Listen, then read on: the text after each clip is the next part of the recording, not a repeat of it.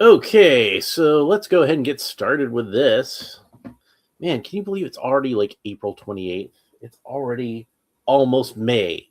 Like it seems like the older I get, the faster time passes me by. I just had a birthday. Like now it's like 2 months ago. Like what yeah, a month ago? Yeah, a month ago. It'd be a month ago. Uh Everything's just going by so fast. My nephews and my niece, they're all getting so big. Oh man. But okay, it looks like the camera's going, so that's good. Let's see. Where did I put my X-Acto knife this time? Because I'm going to want to have it to open this up. There we go. And make sure that I've got my snips. Make sure I got everything that I need. And we'll go ahead and get started since the camera's working and everything. And we've got a new Mcfarlane DC Multiverse figure to open up. And this is Superman from Superman Returns. And they did a nice job with the side of the packaging here. Nice image of Superman flying up from the Earth. Got the Superman Returns logo on there. And, you know, this was not my favorite of the Superman films, if I'm being honest. It's not my least favorite. It's certainly not my least favorite now. It wasn't my least favorite at the time either, but it certainly wasn't my favorite Superman movie. It was. This one falls like solidly in the middle. It's better than, say, Superman 3 or Superman 4. It's not quite as good as, you know, Superman 1 or Superman 2 or Man of Steel, as far as like the solo Superman movies. I'm not going to count Batman v Superman or Justice League with the solo Superman movie, because those have other characters in them, so it's not really fair to compare. You know, it's Batman is always going to be a cool thing to see in a movie, unless he's played by a sparkly vampire. But Bobby Wald says, how devastating was that to Cyclops to find out Superman is the dad of the kid he raised with Lois? And Al Davis says, afternoon, Alan and Bobby. Oh, hello to both of you. It's always good to see both of you guys in the chat. Yeah, like what's that guy's name? James Marsden. Is that his name? There's James Marsden and Jason Marsters, and I always get those names confused. I think it's James Marsden. I'm gonna look it up real quick just so I'm making sure I'm right about that. James Marsden. Yeah, that's him. James Marsden. James Marsden, like, God, there's something just really weird about James Marsden and his career, where he's like just like the most handsome dude. Like, if you asked me to draw like a generic handsome dude, I would probably draw you a picture of James Marsden. But he's just always cucked out in his movies. He's always the other guy, you know. He's like one of the best looking dudes in the world, but still finds himself up against, like, you know, Hugh Jackman or Ryan Gosling, and he's the other guy. And it's like, man, if a dude who looks as good as that is going to get cucked out, like what hope do I have? I'm certainly going to get cucked out.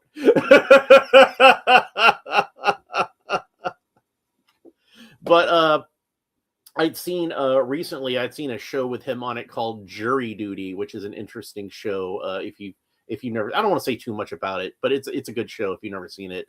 And he plays himself on that, kind of like this kind of character version of himself. See, like, James Marsden is a dude who probably could have played Superman. Like, I think the only thing that was holding him back from playing Superman was he probably would have been a little too well known at the time. If he hadn't have already played Cyclops, which I think that was the thing he was most famous for at that point, and he auditioned to play Superman, he probably could have got it. He could have been Superman himself.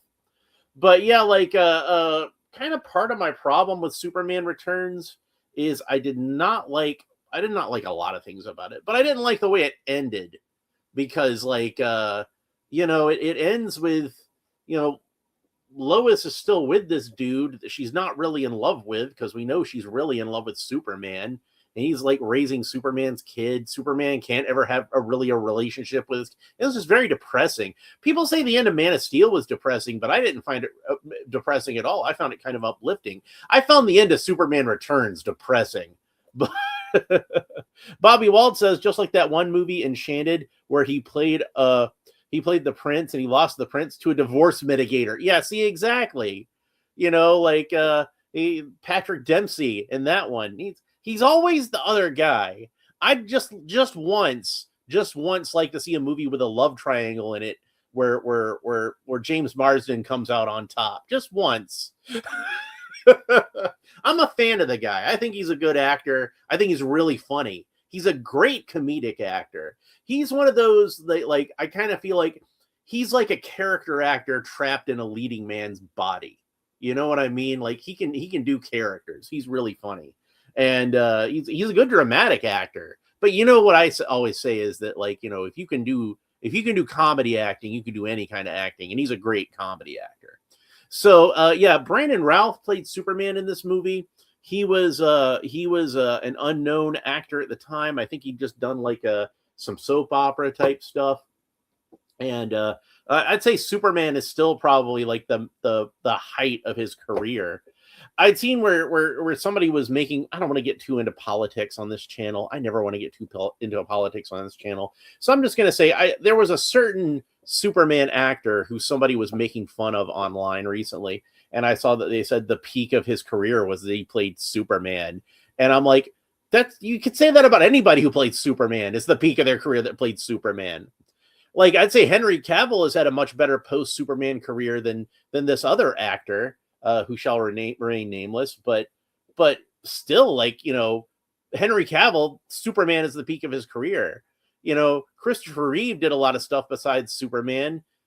But when I say Christopher Reeve, the first thing you're going to think of is Superman. And likewise, Brandon Routh, he's done some stuff since then. He hasn't had a huge career, but he's worked steadily and had good parts and good projects.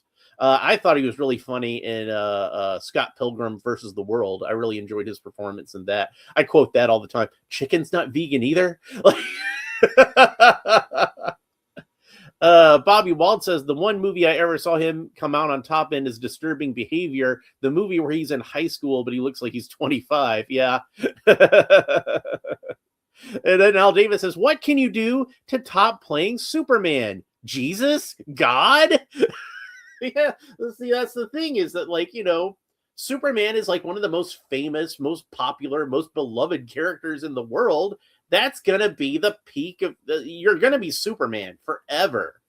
Like, you're always gonna be James Bond. Yeah, see, like they're talking about Henry Cavill could maybe play James Bond, and I'm like, man, that'd be a step down after Superman, honestly. Like, you're gonna play Superman, and then you're just gonna play like some hired killer with a gun. Like, come on. And I love James Bond. That's like one of my favorite film series ever. I love the Ian Fleming novels. I've actually read the Ian Fleming novels. They're fantastic. But it's like Superman is just one of those legendary kind of figures. Like, I'd say like Batman maybe, but if you already played Superman, like you can't really play Batman, and vice versa, unless you're Ben Affleck. Then you get a pass. Ben Affleck got to play both for some reason. Bong Donkey is here to ask opinion on Nicolas Cage Superman. Well, that was one where I was kind of like, the problem with Nicolas Cage's Superman, and I'm going to say this right off the bat, I'm a big fan of Nicolas Cage. I love Nicolas Cage. I think Nicolas Cage, I'll say unironically, I think he's a great actor, like probably one of the best actors. And I know a lot of people say, like, he goes over the top, and it's like, yeah, he goes over the top. That's what makes him awesome. like what do you want for he's completely fearless as an actor, and that's something that I really admire and respect about Nicolas Cage. So I think that he had the acting chops. He could have done some really cool stuff with the character of Superman. And he doesn't really look the part. Like, he doesn't really look classically like what Superman looks like, but I kind of figure you get him with the right hair and the right makeup. He probably could have looked enough like Superman. He could have maybe pulled off like a Wayne Boring Superman kind of look. I kind of feel like that might have been something they could have possibly done. But here's the big problem with Nicolas Cage as Superman is it's Nicolas Cage as Superman. And that dude was already like a huge actor at that time. I think he was like at the peak actually when he played Superman. That was like the peak of his career. And he just won an Oscar for Leaving Las Vegas. And I think he'd already been in Con Air at that point, which was just a huge action movie at the time. Nicolas Cage was hot. His career was on fire at the time. And that's why I think he got cast as Superman, is because like he was at a point in his career where he could do no wrong, and they're like, hey, we need a big actor to play Superman. Let's get Nicolas Cage. And he's a comic book fan. He loves the character. He owned a copy of Action Comics #1 at the time. And so yeah, I think he would have done a good job. But the problem is like, could you suspend your disbelief when you're watching him in the movie, or would it just be Nicolas Cage in a Superman outfit? That's the thing. Superman is a character that you really have to suspend that disbelief, and it really helps to have an actor in there, I think, where like he doesn't have a whole lot of baggage. Like I'd seen Henry Cavill in some stuff. Like I'd seen Immortals, I'd seen Count of Monte Cristo. So it's not like I'd never seen Henry Cavill in anything before, but I didn't have enough baggage that it was a problem with Henry Cavill. And likewise, I'd never seen Brandon Routh in anything before, so I was just able to buy him as Superman.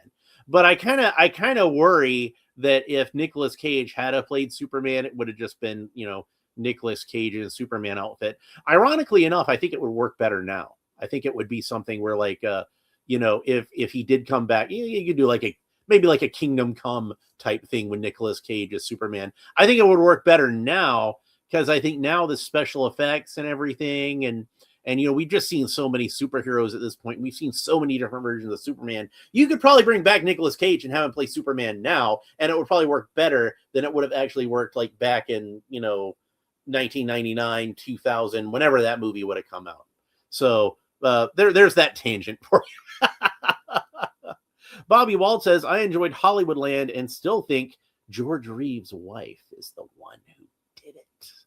I definitely think that that George Reeves was murdered. And my reason for that is that people who unalive themselves seldomly, like, patch over the missed shots in the wall and clean off the gun after they shoot themselves. It rarely happens that way.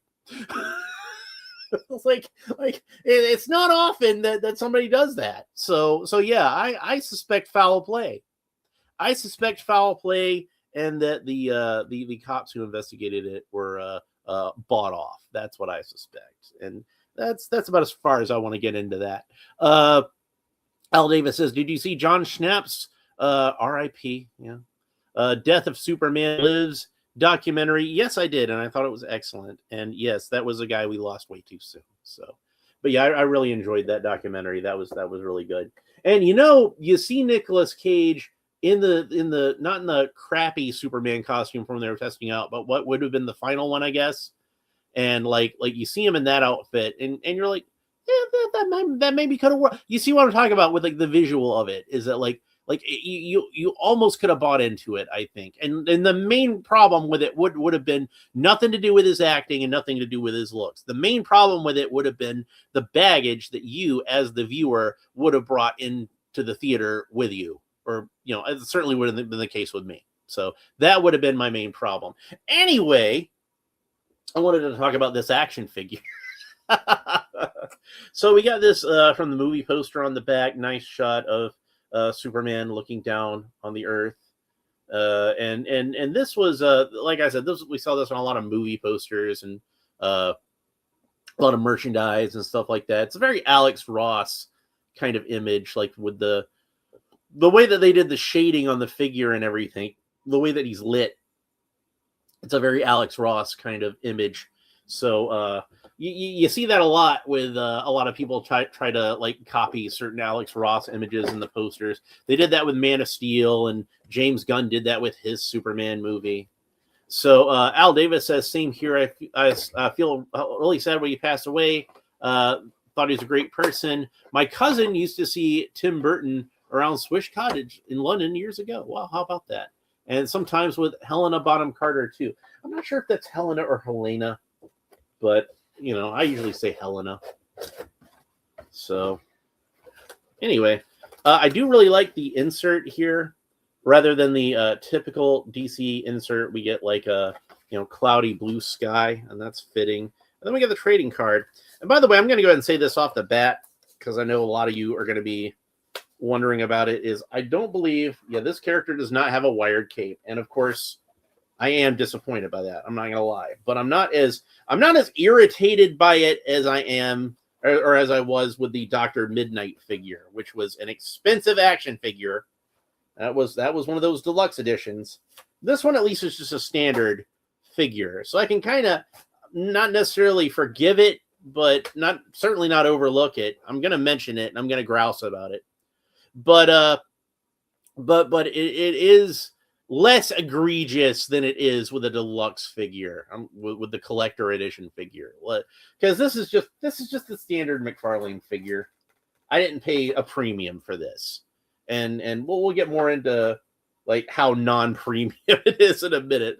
But there's the trading card, and an interesting thing is you see it has a different piece of artwork from the back of the package, and that's unusual. That's another image that I want to say they use this on a lot of posters, certainly used it on a lot of merchandise.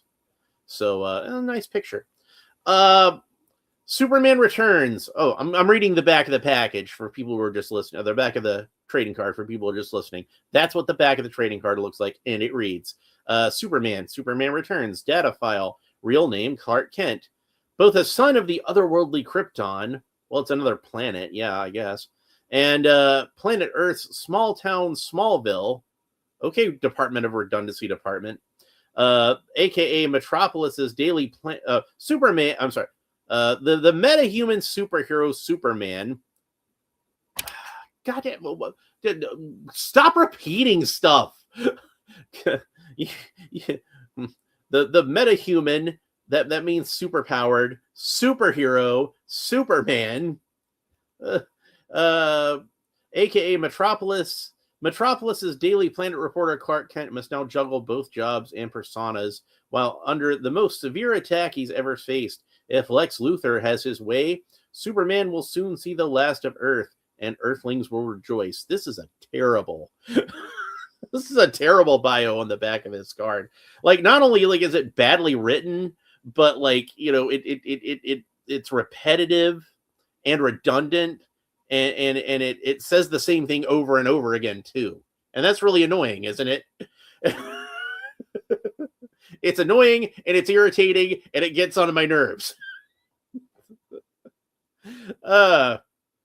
So and then it doesn't really, this is just kind of like the most generic description of Superman you could make too. It doesn't really tell us anything specifically about this movie version of Superman. It doesn't say how like he's been gone for Earth for 5 years because he went back to Krypton and found out it was destroyed. And then he comes back to find out people have moved on without him. That's the story of this movie. That should have been mentioned on this card somewhere. But whatever. I'm used to kind of crappy bios on the back of Mcfarlane trading cards by now.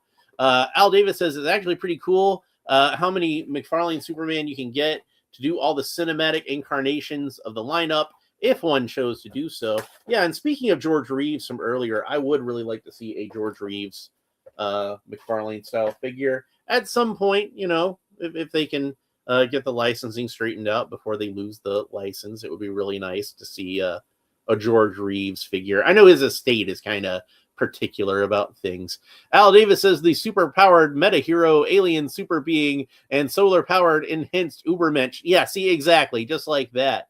And then Damian Ristori is here, and he says, hey, Alan, glad to see you're still streaming. I have nothing but admiration for the Batman 66 and movie Mcfarlane Frings, I certainly agree with you on that score. And I would love to see more Batman 66 figures, but it looks like they've moved on from that onto Super Friends, which Super Friends is fine. I like Super Friends, but there's still more. There's still more Batman characters I think they could get around to. So one of the stupidest things about this movie, and believe it or not, there is an explanation for it. It just got cut from the movie, and that was a big mistake. I think they should have left this in. One of the stupidest things about this movie is that the very concept of the movie revolves around Superman going back to the planet Krypton to see if there's any survivors.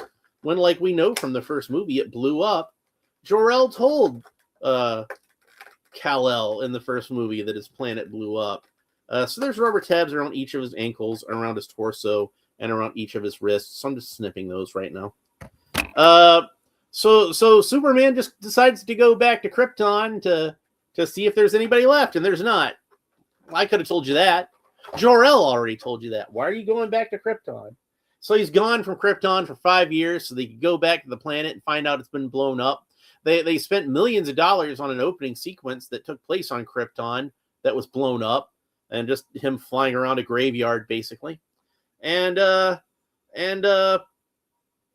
it. Like, why did you go back to Krypton? Why? Well, there originally was going to be an explanation for that, is that NASA had detected what they thought were signs of life on Krypton. So Superman went back to Krypton to invest. Then it makes sense, doesn't it?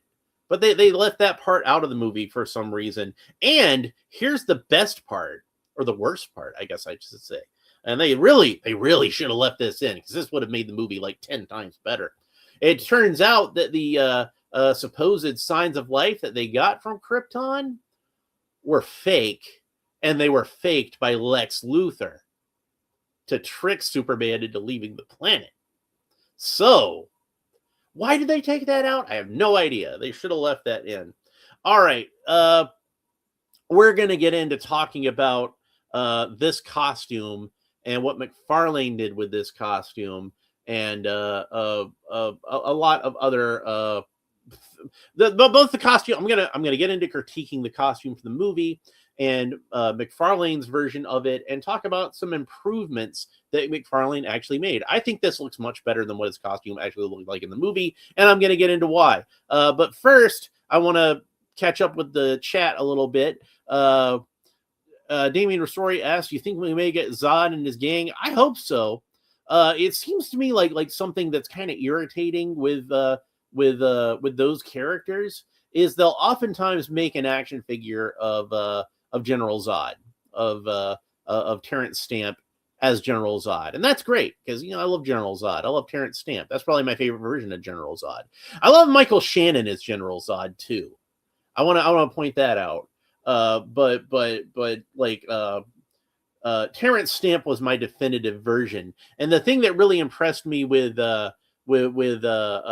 Michael Shannon's version is he was able to actually get me to forget about Terrence Stamp while I was watching the movie, because I thought there was no way I'd be able to do that, and he was able to make me accept and appreciate his version of the character outside of Terrence Stamp's. So thumbs up to him for doing that. Bobby Wald says, "Isn't this supposed to be a continuation of the Christopher Reeve Superman storyline? I thought he was sent with a crystal that told him the planet blew up." Exactly. That's exactly what I'm saying. Bobby Wald says, "I thought the Spacey Luthor's plan, basically the exact same plan as Hackman Luthor's plan." Fucking real estate. Yeah, basically. And it wasn't even a dumber plan, because he just made a big rock in the middle of the ocean. And who would want to live there? Who would want to live like it's a huge continent, like a continent-sized rock. And there's no soil for farming or agriculture or anything like. You can't grow plants there. It's just a big rock. And it's like, maybe, I guess somebody might want to live on the edges of it. Who wants to live on rock? Like, even if you live on the beach, you want to live on sand, right? But no, even a bunch of people living on rock in the middle of it was stupid. It was just a dumb plan. And honestly, like, I get you want to do a continuation of the the Christopher Reeve movie. I got so much to say about this. I get you'd want to do a I get why you'd want to do a continuation of the Christopher Reeve movie, but if there was one flaw to it, it was that like I think people wanted to see him more, especially when Kevin Spacey playing him, who was a really popular actor at the time. People wanted to see a much more sort of hardcore version of Lex Luthor. Like basically, I think at that point, and this was I think a lot of people's problems with the BVS version, the Jesse Eisenberg version too, is not this is not a knock on that version or Kevin Spacey's version, but it's just I'm just talking about people's expectations. People really, I think, just wanted to see the Clancy Brown version of Lex Luthor in live action. I think that's something that people really wanted. So Damien Ristori says ideal for Luthor, I'd say Bryan Cranston or perhaps Zachary Quinto. Yeah, either one of those would be great. I always liked Billy Zane. Personally, I thought he'd be a great Lex Luthor. Al Davis says that makes so much sense. One of my favorite Superman origin stories is Mark Waid and Leniel Francis Hughes' Birthright. It explains how Clark gets his job at the planet. Yeah, that was an excellent comic. I did like that one. So a friend of mine, that's like his absolute favorite Superman comic. So, but yeah, like one of the reasons that I liked Man of Steel in general, but liked it a lot more than Superman Returns.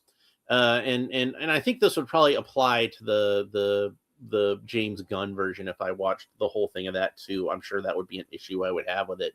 Is that I kind of felt like they and this is absolutely what they did by their own admission with Superman Returns, is it was just kind of a retread of the Christopher Reeve stuff. And I'm on the record as saying Christopher Reeve is my absolute favorite version of Superman. So you would think I would like that. But I don't actually, because I don't think any of these people are as good. Certainly not Bryan Singer and certainly not James Gunn, because I think they're both, honestly, I think they're both bad people in a lot of ways. but and you got to be a good person to really pull off that version of Superman, I think. I mean, like, I don't know, like, to me, Richard Donner seems like he was a good guy, so he was able to get it.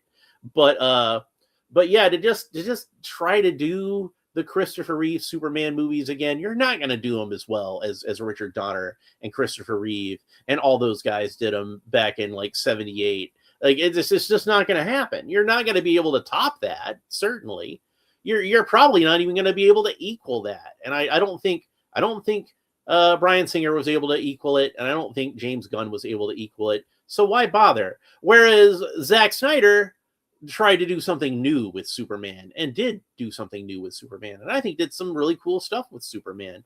And I think that works a lot better to try to do your own version of Superman than to try to copy what admittedly I think is the best version of Superman. Like I don't think Bryan Singer made a better I don't think Zack Snyder made a better Superman movie than the 1978 Superman movie either. But he did do something that was different and unique and could stand on its own. And I'm not just looking at it as being like a pale imitation of something that I love. It's its own version of something that I love. And I respect that a lot more than I respect somebody just coming in and just trying to do Superman the movie again. I already have Superman the movie. Anytime I want to watch Superman the movie, I watch Superman the movie. And then I might watch Superman 2 after it because I really like Superman 2. And then I might watch Superman 3 and Superman 4 because those are the ones I have left. And then maybe I might watch Superman Returns. I'll watch it again if I didn't hate it. I'll watch it again occasionally. But I mainly watch it because I like Brandon Routh as Superman. Al Davis says, agreed, and Superman Returns stole the airplane crash from the opening of the 3-part Superman animated series, which is also Birthright-like too. Lex faking a Kryptonian invasion. See? Yeah.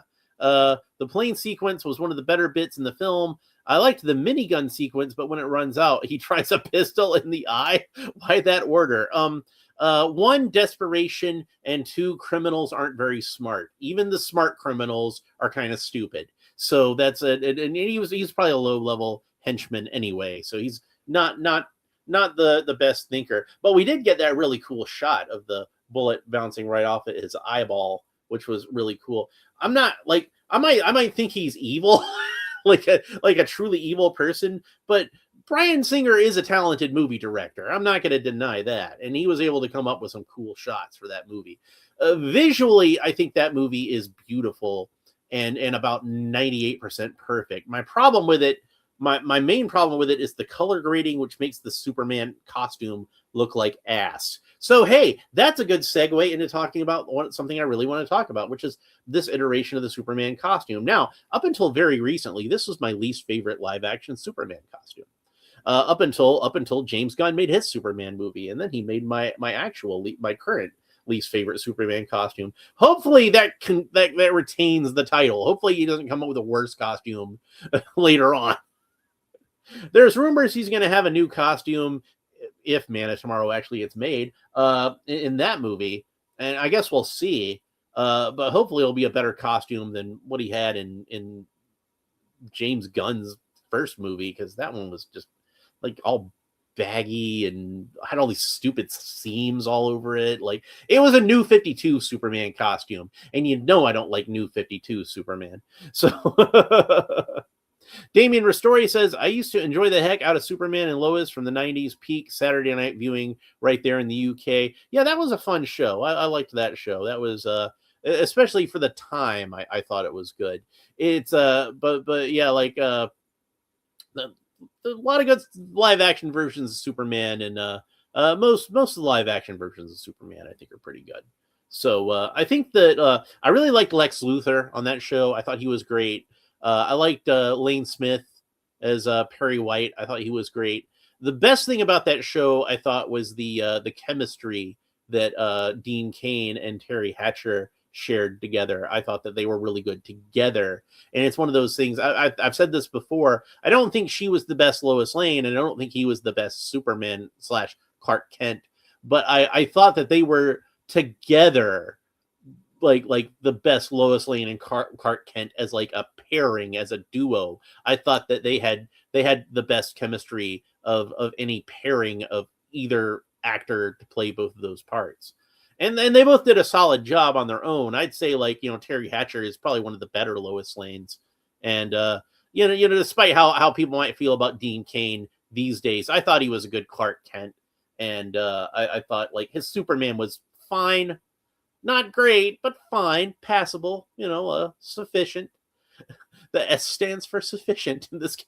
But his Clark Kent was great. I loved his Clark Kent. And I kind of feel like with that version of the character, it's more important to have a good Clark Kent, like, as far as like how that version of the story plays out. That he always seemed a little uncomfortable to me playing Superman. And I think in that version, maybe Clark Kent actually was a little uncomfortable being Superman. So it kind of worked. Al Davis says it balanced Clark at home or with his parents, or Lois once she knew who he was. Clark Kent reporter and Superman, they did actual reporting and investigating on the TV show. And that was one of the other things I liked about that is it was kind of almost like a modern version of the old Adventures of Superman show in that point, where it was more about the newspaper than anything else. And Superman was just kind of like the fantastic element in this show about a newspaper. And that works really well for a television series, I think, where you don't have huge budgets for, Superman saving planes in the air or lifting the San Andreas fault, or fighting Kryptonian robots and all that kind of stuff. As far as that's a good way to get some good Superman stories on a budget, is to focus on the newspaper aspect of it, I think.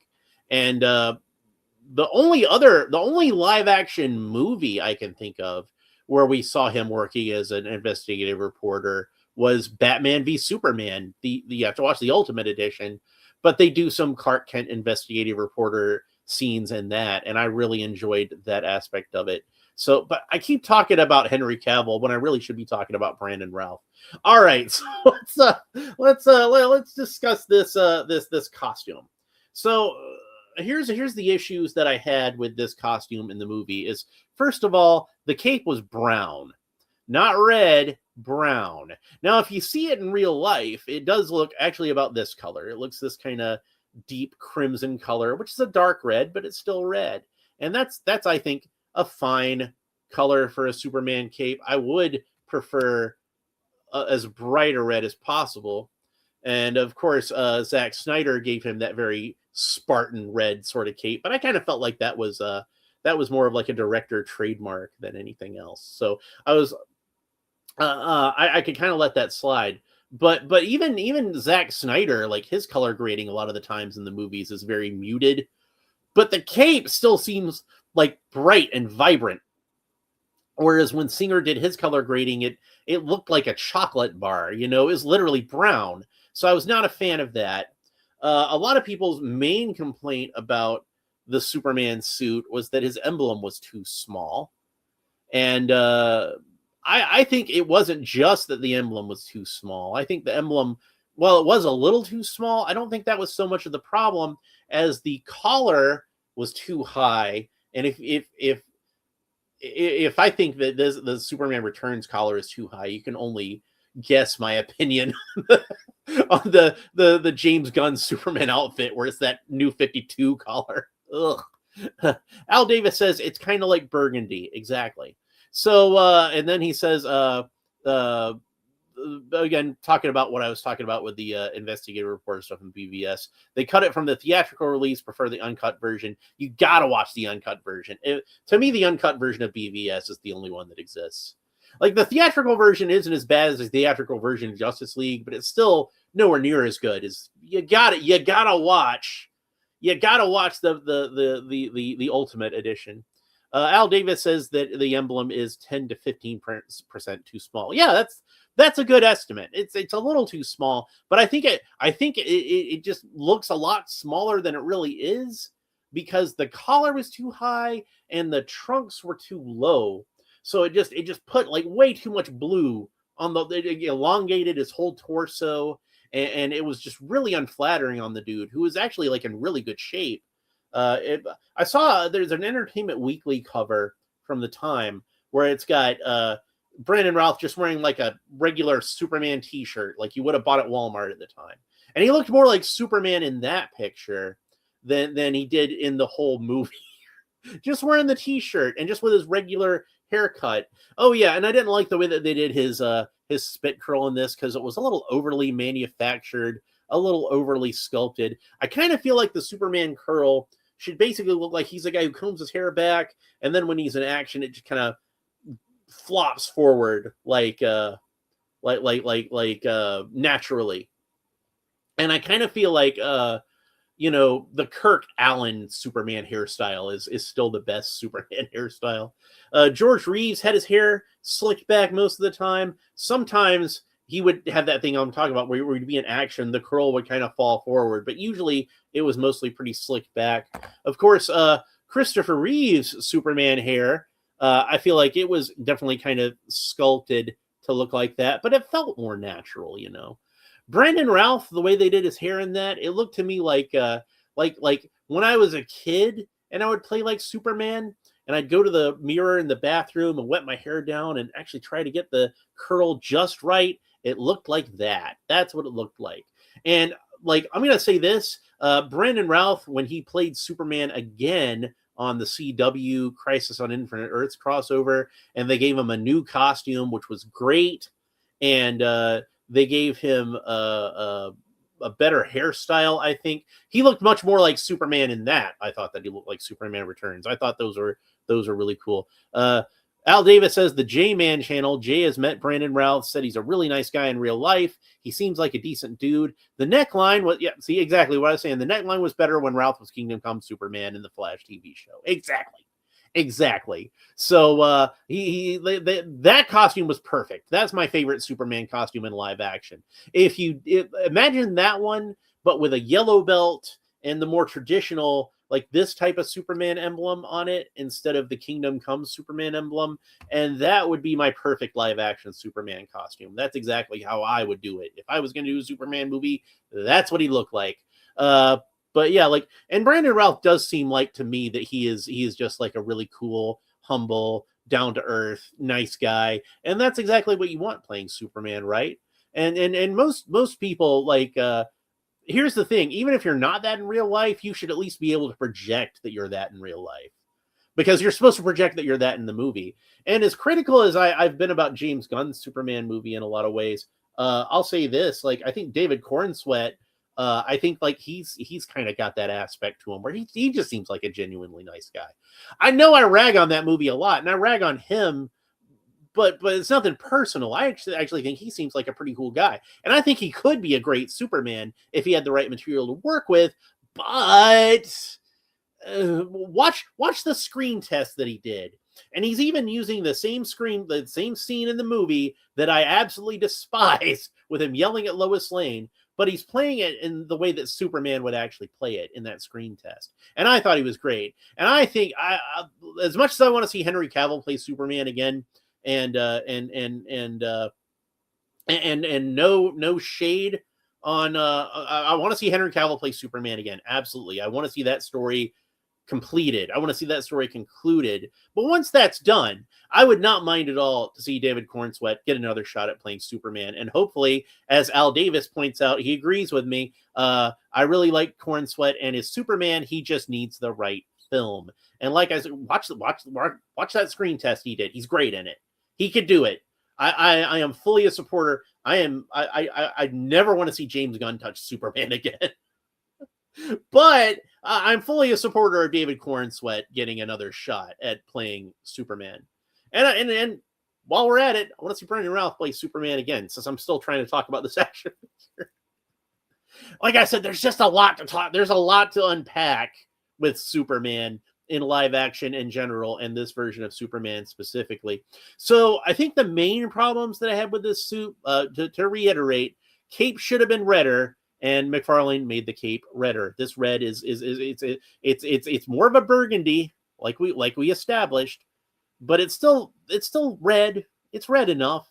It could be a bit brighter. I'd probably prefer it to be a bit brighter, but I'm okay with this shade of red.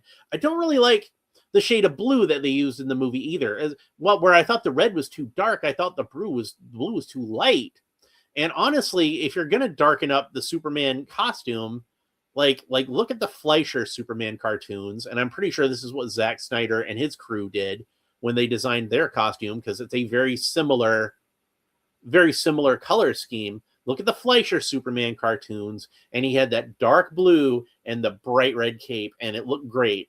They contrasted together, looked really awesome. That to me is what Superman should look like in live action, with the darker blue and the brighter red.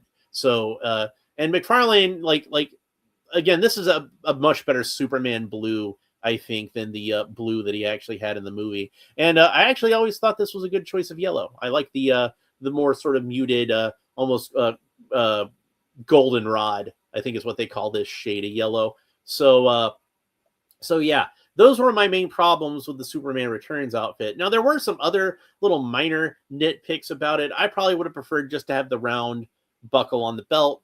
I would have liked to have had the Superman emblem on the back of the cape. That's something I always like to see.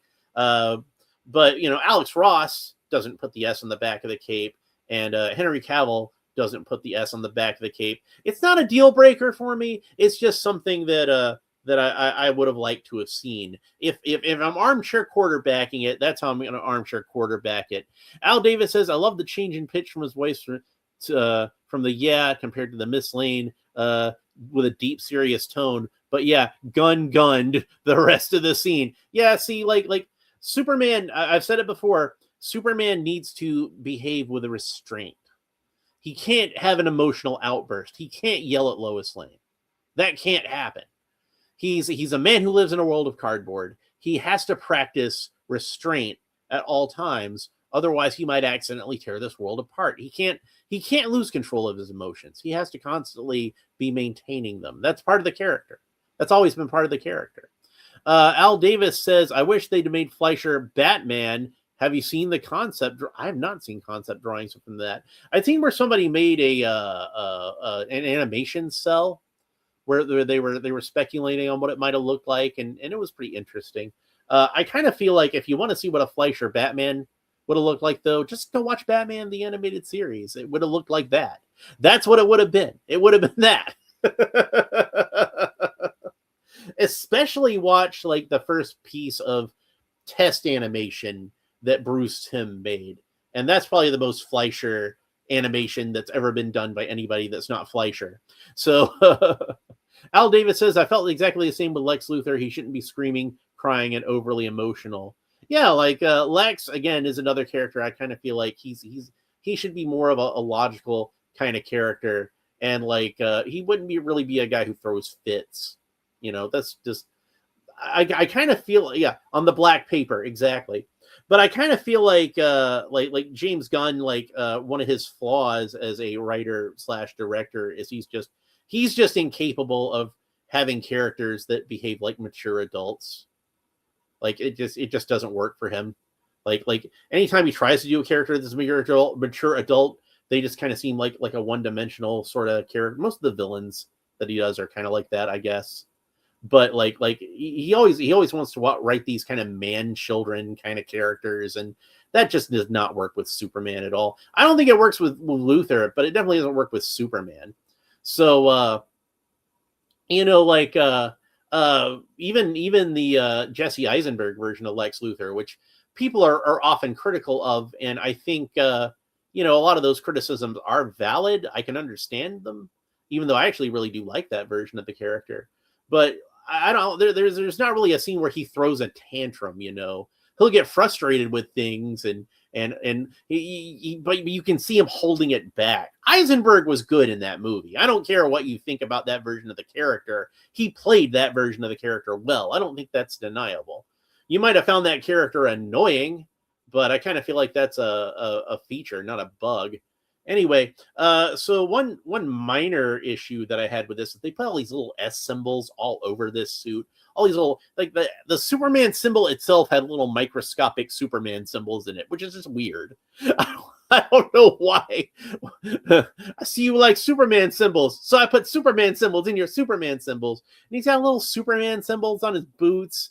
Like, it's just weird. Like, Batman would do this kind of thing, because Batman understands that branding is important, and Batman has that kind of ego to him, but Superman doesn't really have that. Superman's kind of a humble kind of guy. So I figure Superman's got the S on his chest, and he's got the S on the back of his cape, and then that does the job. And maybe you could put an S on the belt buckle if you really want to, I guess. I don't know. But I don't feel like it's necessary. He's already got an S on his chest. Why does he have an S on his belt buckle? Is he Superman? I don't know. It's you don't really need an S on his chest and on his belt buckle. He's got two on the front now. So why did we do that? So anyway, so Mcfarlane, I think, did a better job with the coloring on this figure than they actually did in the movie. They lowered the collar a little bit, and they raised the trunks a little bit, and they made the S on the chest a little bit bigger. So I kind of feel like overall, this is a better looking Superman suit than what he actually had in the movie. This is my opinion anyway. And the belt buckle should say Ooperman. Says Al Davis says the belt buckle should say Ooperman. Well, there you go. So they did reuse a lot of these parts from the Christopher Reeve figure, which these are supposed to be technically the same iteration of the character. I don't really see it that way personally. But I guess it makes sense. So the arms are the same, and the thighs are the same. Those are all the knees, probably like the actual knee joints. The lower legs are obviously different because they have different style of boots, as you can see. Christopher Reeves are higher and a little more at an angle. Brandon Routh's boots are mostly straight across. They just have that notch cut out in the front, and it looks like they got kind of a flap that goes across the front of them. I guess that's how he puts on the boots. I guess that's the closure that holds them together. And that itself, if you look at the two boots together, that kind of forms a Superman emblem to it. At least the general shape of it. It doesn't actually have an S on it, but those panels, and they are textured a different texture from the rest of the boots. If we took these two panels off of the boots and laid them next to each other, it makes that Superman shield shape. So there we go.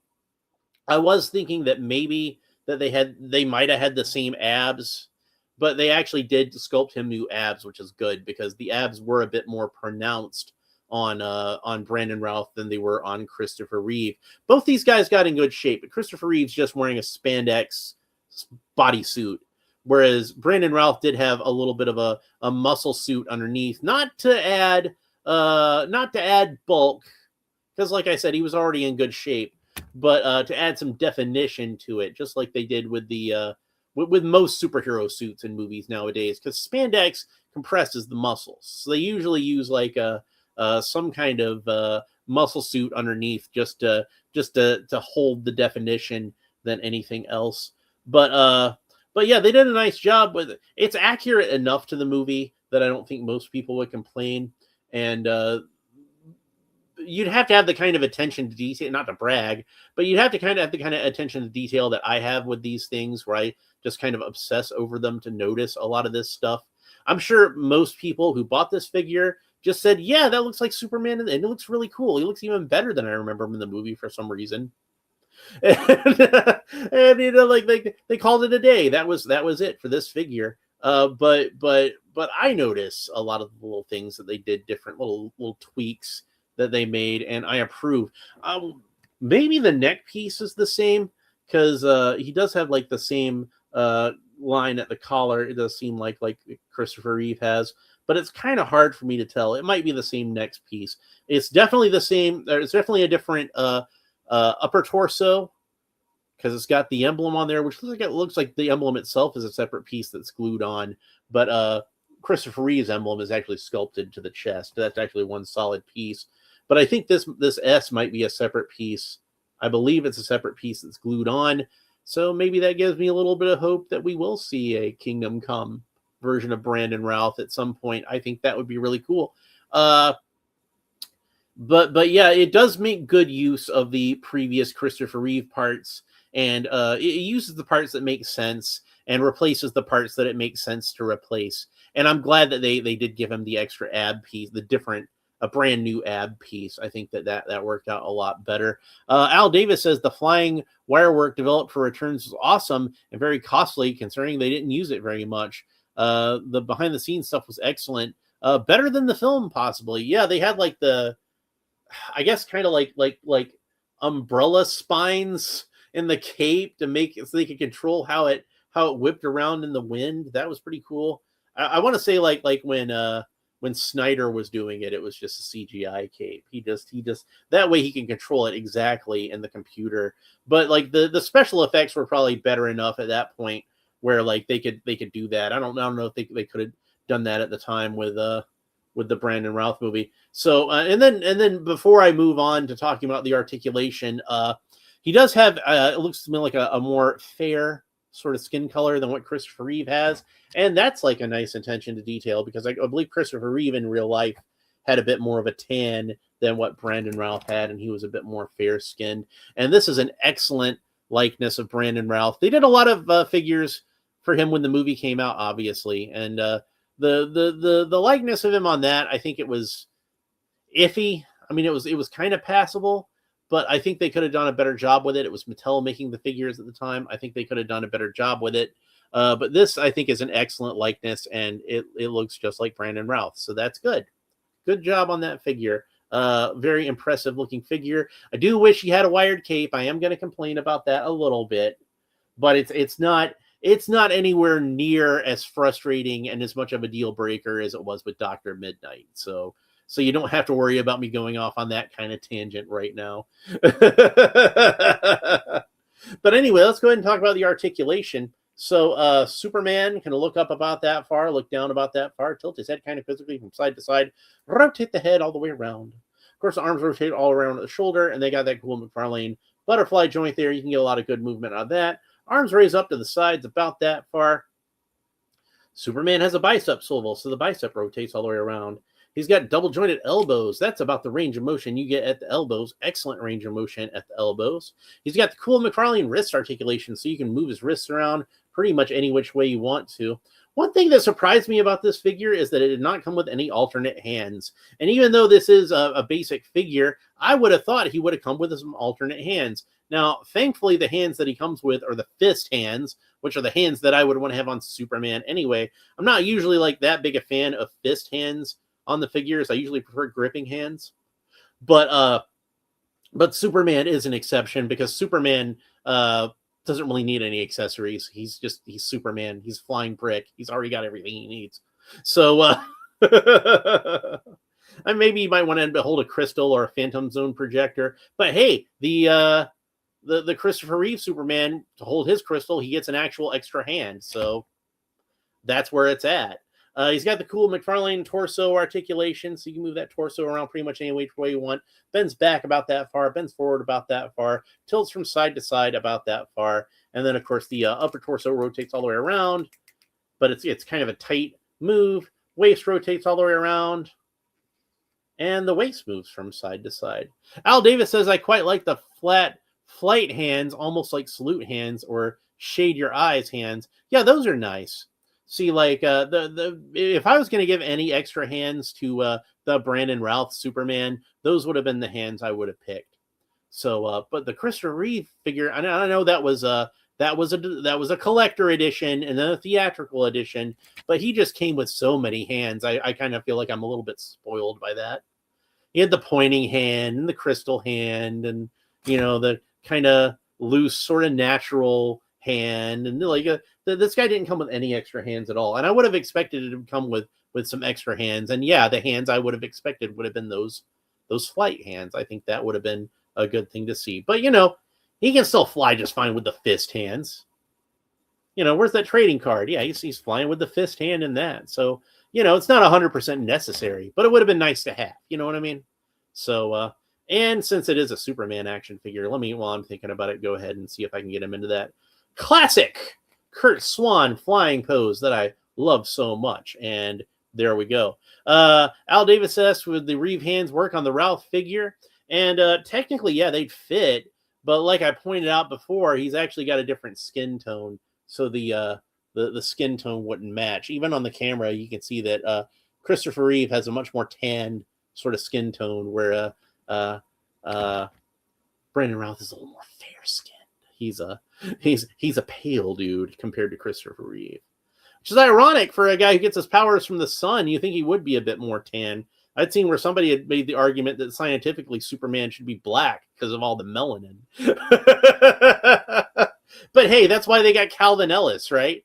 So, man, at one point, like Michael B. Jordan was supposed to make a movie about Calvin Ellis, and I guess that got canceled when James Gunn came in.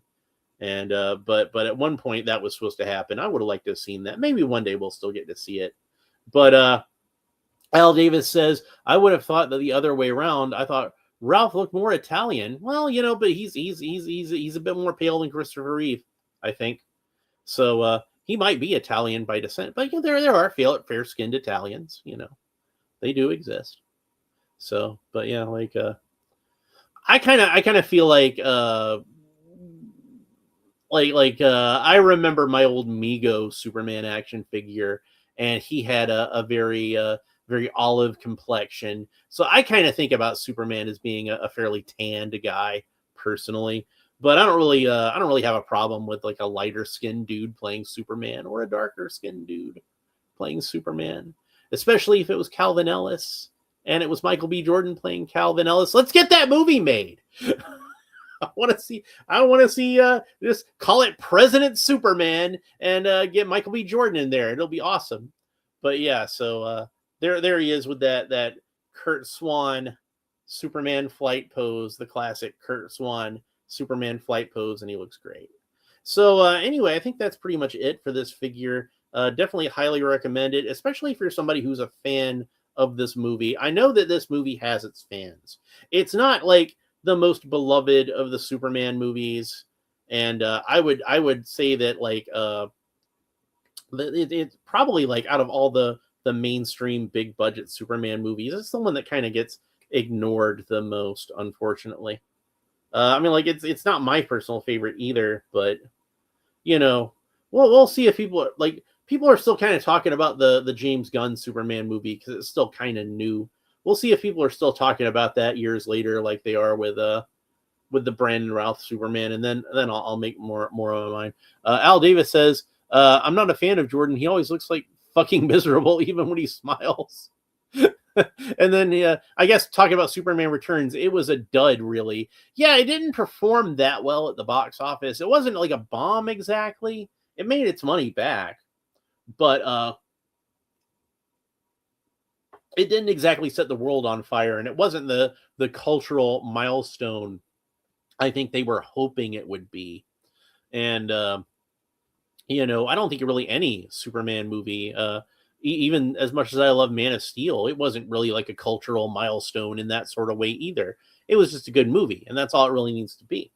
But there are still people who are very passionate fans of this movie, and if you're a passionate fan of this movie, guess what? Now you got an action figure of Superman from this movie. Personally, like I said, for me, it sits solidly in the middle of Superman films. It's like at the time it would have come out, we would have had 5 of them, and it would have been the one that I don't like quite as well as the first 2, but I like it maybe a little better. I think it's a little bit. I wouldn't even say I like it better than the last 2, but I would say I think it's a better movie than the last 2, but not as good a movie as the first 2. So solidly in the middle.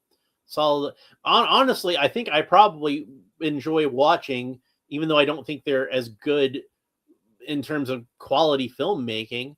I probably enjoy watching Superman 3 and Superman 4 more than I enjoy watching Superman Returns. If nothing else, Christopher Reeve is still my favorite Superman, and he's in those movies. And his acting is still great in those movies. And in fact, my controversial opinion, which I've said before, I think that Christopher Reeve's best performance as Superman / Clark Kent is actually in the Superman 3. I think by that point, he's gotten really comfortable with the role. He's very confident in it. And I like the way that he plays Clark Kent in there, because he's still got a lot of that Clark Kent goofiness that he had in the first 2 movies, but he seems like he's still playing it a little more naturalistic. You know what I mean? So I really like his Clark Kent in Superman 3. I think that's his best performance as Clark Kent / Superman. Plus, you have the evil Superman. So he's really playing a triple role in that movie, and he's great in all 3. So that alone makes it worth watching. I do like Richard Pryor. I got a lot of respect for him. I think he's maybe the greatest stand-up comedian of all time, and he's a really good actor, especially a good comedic actor. But they didn't give him a whole lot to do in that movie, unfortunately. They somehow gave him not a lot. They didn't give him enough quality material to work with, and they gave him a lot of screen time, which is unfortunate. An unfortunate combination. Jason's Electric says, "Yeah, I like Superman 3 too. There's a lot to like about Superman 3, and like I said, I think it might be my least favorite of the 4 Christopher Reeve movies, but that's not to say I don't like it at all. The junkyard fight sequence alone makes it worth watching that movie. I love Lana Lang. Annette O'Toole is Lana Lang, and I love the chemistry that she had with Christopher Reeve. I liked the henchwoman character that was kind of on the surface, she was the typical blonde bimbo type of character, but actually she was actually very intelligent and conniving, and she was really funny, and she was hot. Not gonna lie about that. Al Davis says it was filmed near me at Milton Keynes. Oh yeah, Superman 4. Yeah, that was filmed out there. Yeah, basically like a big shopping center kind of place, right? I think they had a hotel and a mall and all this kind of stuff. And it was all shot around. There's a documentary about it. There's a documentary about it on on Superman 4, and I think it's Oliver Harper. I think he did it. It's really good about that whole area over there. But that's the Superman 3. The opening of that was shot near you. That's what you're saying. Okay, yeah. The opening sequences to me is kind of funny. This is how I describe this is the train station, shopping center, and business district. Yeah, that's where all of Superman 4 was shot out there. And honestly, I think they did a good job of making it feel like it was a whole big city when it was really just kind of a shopping center. They did a good job with that. I'm not gonna lie. I mean, I can kind of still tell that it's all the same place, but they did a good job shooting it still. And then Robert Vaughn, yeah, Robert Vaughn was a great Lex Luthor in that movie. They didn't call him Lex Luthor, but he was Lex Luthor. And I kind of feel like that character inspired the later comic book version of Lex Luthor, because you notice after that was when he became that sort of corrupt businessman kind of character in the comics. Just throwing that out there. But yeah, like Superman 3 is worth watching, even despite its flaws, and Superman 4. Superman 4, at least I thought, was at least trying to be a good movie, and it had heart. And like I said, any movie where Christopher Reeve plays Superman is worth watching, because he was just such a great Superman. But I think that's it for the Brandon Routh Superman figure. Got him in the pose. I'm going to have him in for the thumbnail, because you got to have him in that Arms Akimbo Superman pose. And Al Davis says it all looks exactly the same. It was on American Grid System style 1970s city. That's awesome. So I would like to go. I will point out he has much bigger feet. I think they're much longer feet anyway. They're about as wide, but they're maybe like, it is like maybe an eighth of an inch longer, which is immense in terms of like. But he had bigger, clunkier boots, so that makes sense. So. But yeah, like that was what I was gonna say about the opening credits of Superman. So like this is my take on that. So like okay, so for the opening credits of Superman the movie, we're gonna have like the opening credit, we're gonna have to take place out in space, and the credits are gonna be flying out at you, like all three-dimensional and crystalline, like the look of Krypton is crystalline. So we have all these and the like sound effects, and we got the John Williams music blasting in the background, and it's going to be awesome. Okay, so Superman 2. All right, so remember the awesome opening credits we did for that one? How about we do that one again with that same kind of thing going on, but we intersperse it with scenes from the first movie, because they haven't seen the first.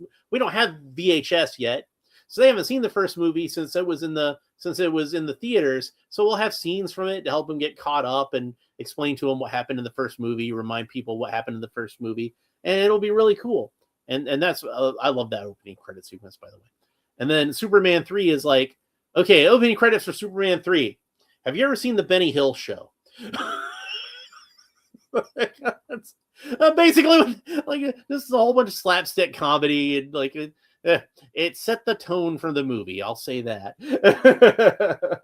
And in any other movie, I would have thought it was great, but you know, it seems kind of out of place with like a Superman movie. You know what I mean? So, and then Superman 4 is kind of like, okay, that didn't work. Let's go back to what we did in the first movie and have the credits flying out at you with the John Williams music and everything, and it'll look really dramatic. Okay, how much money do we have to spend on this? Let me see. 75 cents. Like, that's, I think it is the thought process behind that. Jason's Electric says, Alan, I'm listening to you and King Charles. Is King Charles talking about something right now? Is he on the TV or the radio? Is he on the BBC? So I'm more important than King Charles. He's just a king. I'm a guy who sits on the couch talking about action figures. Who's more important in that scenario? Anyway, that's it for this video. I hope you enjoyed it. It's supposed to be a video talking about this Brandon Routh Superman action figure. I wound up just being a video. Charlie's reviewing Routh Superman too. Oh, well, that makes sense. And it's like, I would be interested in hearing King Charles's opinion. Like, he went to the premiere of all the Superman movies when those were released, and me and King Charles, we're both also big fans of James Bond. I remember seeing a picture of Prince Charles at the time when he was a child, and I think it was the company that made the toy Aston Martins. God, what was the name of that? I'm drawing a blank on the name. Corgi, I think it was. They made him like a kid-sized, just for him, just for the prince. They made him a kid-sized ride-along Aston Martin. So Corgi, yeah, it was Corgi. Okay, yeah, I think it was Corgi that made it. They made him like an actual like kid-sized Aston Martin, like a pedal car, I guess it was, that he could play around in for the Prids. And like I thought at first, the first thing I thought was that's a really cool thing for a kid to have. I would have loved to have had that when I was his age. And then I got really sad, and I felt bad for King Charles because, you know, if I was a kid and I said to my mom, "Mommy, when I grow up, I want to be a secret agent, just like James Bond," and my mom would have been, well, he is a shitbag. I mean, I'm not saying he's not a shitbag, but you know but we have that in common. Like that's the common ground we have. We're both big James Bond fans. I am more important than King Charles. He's going to have me assassinated now. He'll send James Bond after me.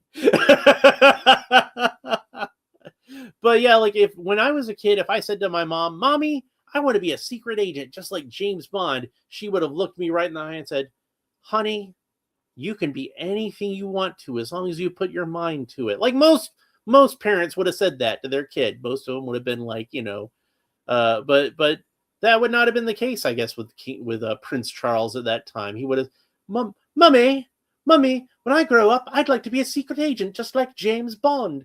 And she'd be like, "You're going to be the King of England when you grow up. Be along with you now." His job was already set up for him. He was going to be King of England. That was like, you can't be an assassin for hire. That's a job for a commoner. You're going to be a king, just like your grandfather was a king, and just like I'm the queen. And then Alf Davis says a prince might make an insanely good spy, though. I had an idea about Tom Hanks' celebrity being an assassin too. Well, yeah. See, one of a movie that I really enjoyed that I saw many years ago was called Confessions of a Dangerous Mind, and it was about George Barris, the guy who was the producer of The Dating Game and The Gong Show and a lot of other games. Let's Make a Deal, a lot of other game shows back in like the 70s and 80s, and it was about how he was supposedly he wrote a book about it, and yeah, Sam Rockwell, yeah. Where like he's his whole game show producer thing is just a front to work as a CIA assassin. So when he goes along on The Dating Game as the chaperone to wherever they go, like Poland or someplace romantic like that. Yeah, George Clooney. Yeah, he directed that movie. That's right. I'd forgotten about that. Drew Barrymore's in it, and yeah, George Clooney's in it. He's in the movie. So yeah, it's a great movie. It's a lot of fun. Probably most of it was not true because, like I said, George Barris wrote a book about it, and he later recanted it and said that it was fiction. But at the time, he was claiming it was true. But maybe it really was true, and just his CIA handlers wouldn't let him tell. No. You got to cover this up again. You tell everybody it's fake. Okay. I'll tell everybody it's fake. But yeah, Sam Rockwell, he's a guy I've talked about before on this channel, how I think he's just a great actor, and always really enjoy seeing him and stuff. I've been a fan of his like since Galaxy Quest, I think, was the first thing that I saw him in. He wasn't the first thing I saw him in, but it was the first thing that I saw him in that I was like really impressed with him. Like he's in Teenage Mutant Ninja Turtles. That's like one of his first roles. Is he's one of the thugs in that. Yeah, TMNT. See, you were already on it. But yeah, he's good in that. He's good in that. Regular or menthol. That's what I always remember. that line delivery. But yeah, like he played crewman number 6 in Galaxy Quest. He played Guy, and he's just hysterical in that movie. And that was where I really became a fan of his. And he was in Charlie's Angels, and he was in Iron Man 2. He's great in Iron Man 2. Is there air? You don't know. Yeah, see, you know what I'm talking about. Galaxy Quest. That's such a good movie. I need to watch that again soon. But yeah, like and I loved him as Justin Hammer in Iron Man 2. I thought he was great in that. Great actor, just absolutely great actor. Definitely one of the best actors around right now. And like I kind of feel like even though he's had a great career, do I?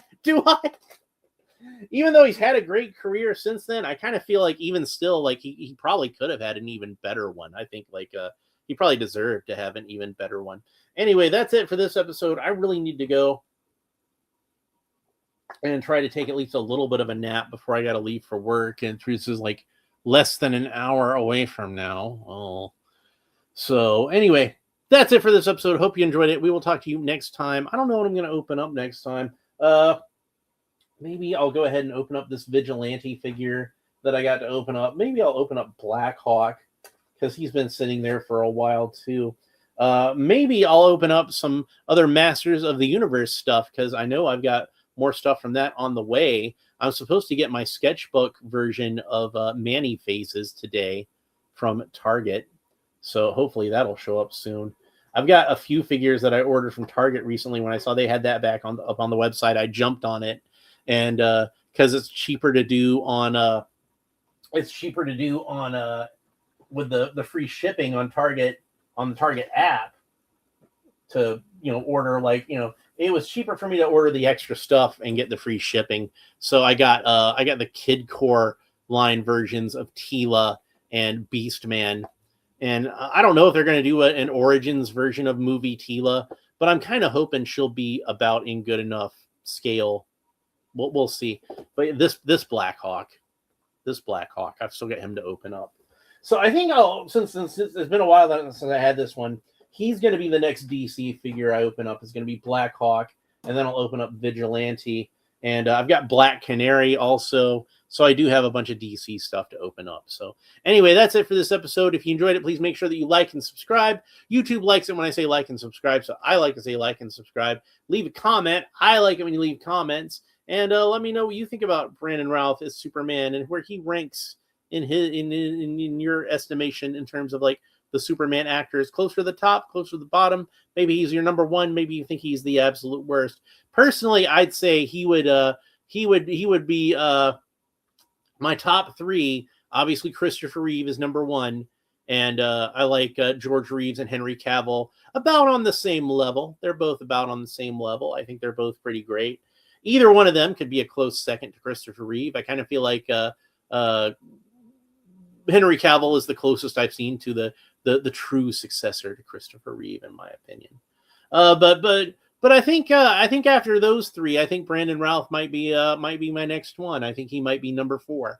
So I did really like Brandon Routh. I liked both the guys that played Superboy on the Superboy television series, if we're going to count those. Gerard Christopher and John Hames Newton. I thought both of them did a good job. Dean Cain, like I said, despite any sort of controversies about him these days, I thought he actually did a fine job. I kind of don't want to count Tom Welling because he didn't want to play Superman proper. So it's like, hey, that's the decision you made, my guy. I'm not making this decision for you. But I do think that he did fine on Smallville. He probably would have been a good Superman if he had actually played Superman. Tyler Hoechlin, Tyler Hoechlin was really good. I really liked Tyler Hoechlin. I thought he did a great job, and that series is fantastic for anybody who hasn't seen it. Superman and Lois, definitely worth checking out. And like I said, I couldn't make it through. I couldn't make it through all the James Gunn movie.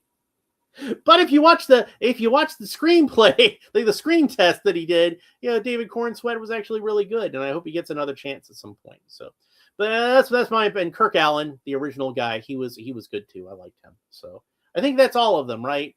Kirk Allen, George Reeves, Christopher Reeve, Superboy TV series, those two guys, Dean Cain, Tom Welling, Brandon Routh, Henry Cavill, David Cornsweet. I believe that's all of them, right? That's all the live action Supermans. Oh, and the obscure live production of the Broadway musical they did on television. I forget what that guy's name was. I wasn't too impressed with him, though.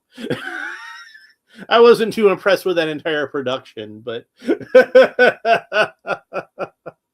you can find it on YouTube if you dare. Anyway, that's it for this episode. We'll talk to you next time. Bye.